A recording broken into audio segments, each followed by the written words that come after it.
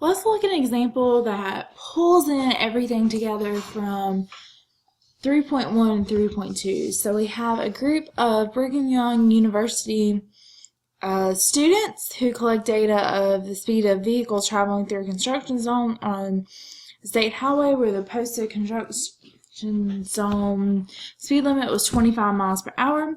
They record the speeds for 14 randomly selected vehicles, and they're given below in the table, and we want to complete parts I through J here.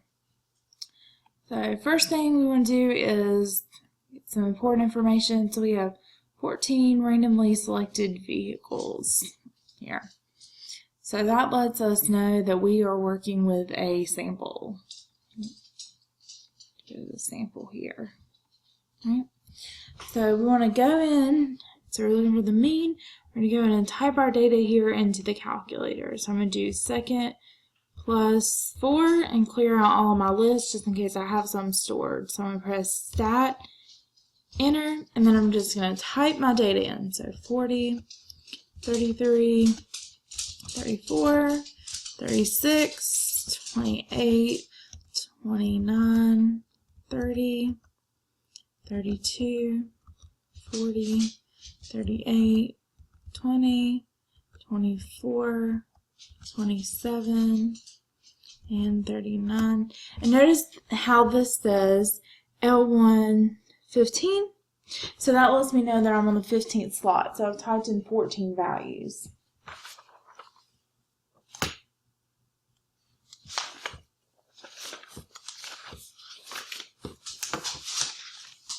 So now that I've did that, I can press second mode to quit out of that.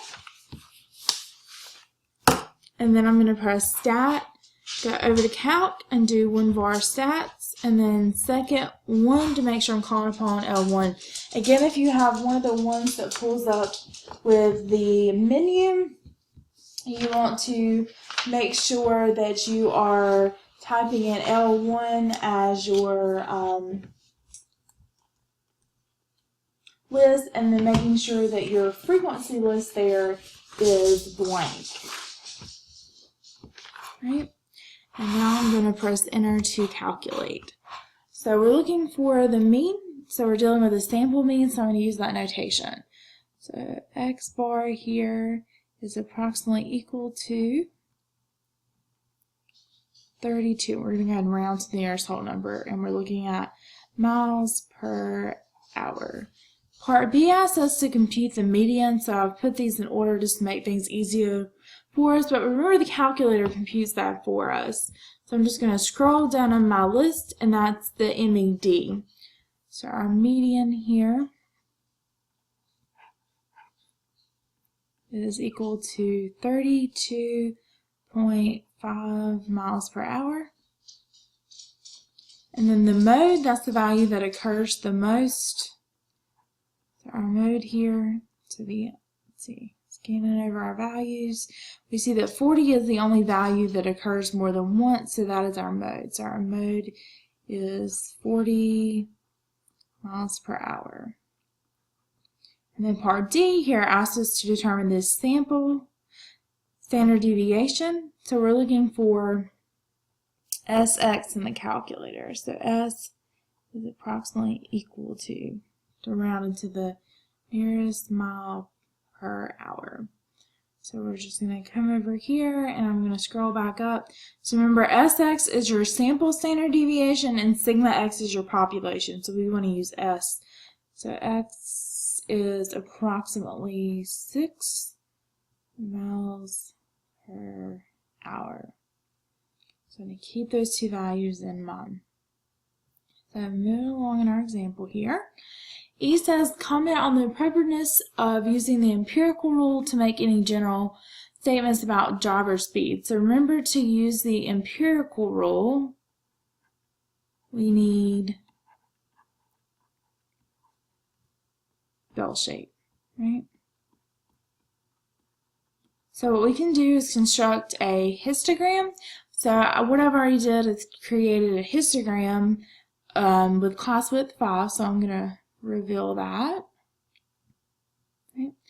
So we can see there that is nice Very nice, very bell-shaped. So since that's bell-shaped, we can use the empirical rule. So let's state that here.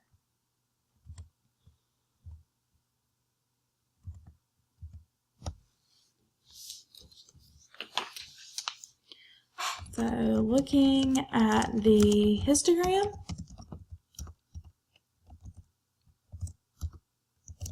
we see that the data follow a bell-shaped distribution.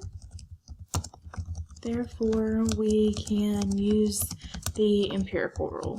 Right? So remember, with the empirical rule, you want your data to be bell-shaped in order to use that, to make sure that you have bell-shaped data there in order to use the empirical rule. Okay. So now that we know that, let's use the empirical rule. So I have my data there. So with empirical rule, we need to recall our mean and standard deviation. So remember that our mean was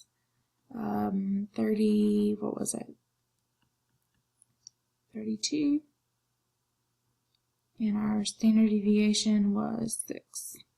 So what I like to do when I'm dealing with empirical rule is to go ahead and actually write all those values. So I'm going to write the mean in the middle, and then I add 6. So 32 plus 6. Now 38 plus 6 is 44, right? 44 plus 6 is 50. I filled in all those values, so that's up to 3 standard deviations above, and I do the same thing for below. So 32 minus 6 is 26. 26 minus 6 is 20. 20 minus 6 is 14. So that's the first thing I do here, is fill in all those values across the bottom. And then the next thing I do is go in and recall the percentages that I'm working with. So I have 34%, 13.5%,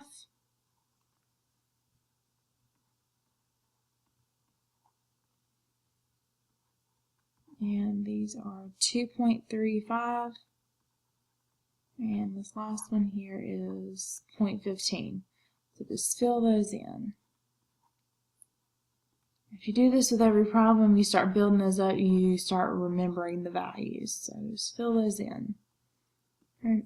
So it says, use the empirical rule to estimate the percentage of speeds that are between 26 and 38 miles per hour. Right. So let's kind of mark those off on our graph there. So let's go ahead and highlight those. So we're looking at between 26 and 38 miles per hour. So we have those two percentages there. So we need to add 34% and 34%, or you can see that they're 1 standard deviation away. And remember from empirical rule that it says that within 1 standard deviation, 68% of the data lie. G asks for the actual percentage of drivers whose speeds are between 26 and 38 miles per hour. So between 26 and 38, let's mark the values. So we have 1, 2, 3, 4, 5, 6, 7, 8, 9 values out of 14. So let's do 9 divided by 14, right? And I can multiply that by 100, and that'll give me the percentage. So this is approximately 64%. So you'll see that's pretty close to the empirical rule, so it said approximately, and we know that our data is bell-shaped, so that's why that's coming up to that. So let's look at another example here. So we have, use the empirical rule to determine the percentage of drivers whose speeds are 26 miles per hour or higher, so they exceed the posted speed limit. So again, let's highlight on our graph what we have. So we want 26 miles per hour or higher.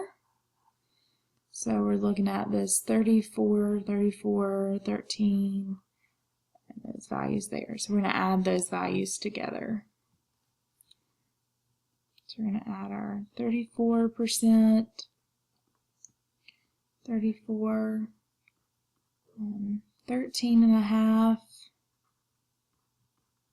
the 2.35, and the 0.15 here. So when we add all those together, we end up with 84.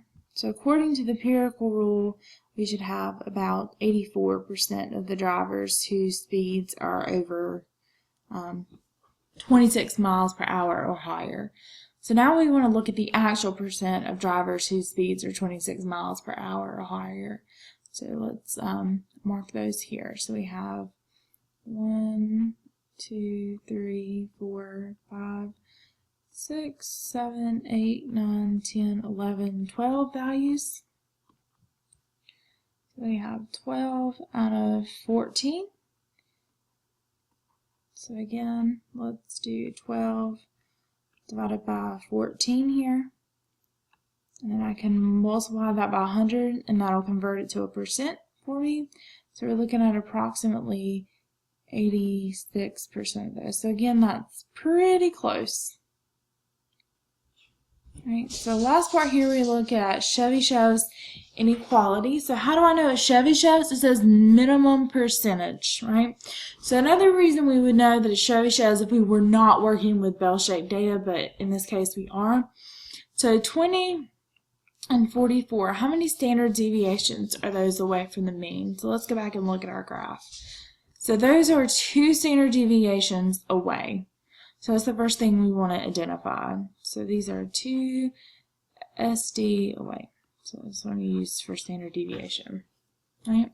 So Chebyshev's we have approximately 1 minus 1 over k squared, where k is the standard deviation, times the 100% of the data. Right? So let's figure that out. So 1 minus 1 over 2 squared times 100, and then we just put the percent sign back on there. So this tells us that k, here, is equal to 2.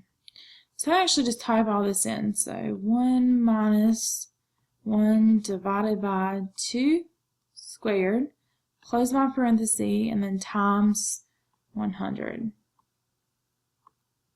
So we're looking at, this is 75%. I know the empirical rule is 95, so you can see Chebyshev's is quite a bit conservative compared to the empirical rule. So we have that the minimum percentage of speeds that are between 20 and 44, so within 2 standard deviations of the mean, is 75%, whereas empirical rule says 95, so that's quite a bit conservative. So that example kind of shows everything from sections 1 and 2 from chapter 3.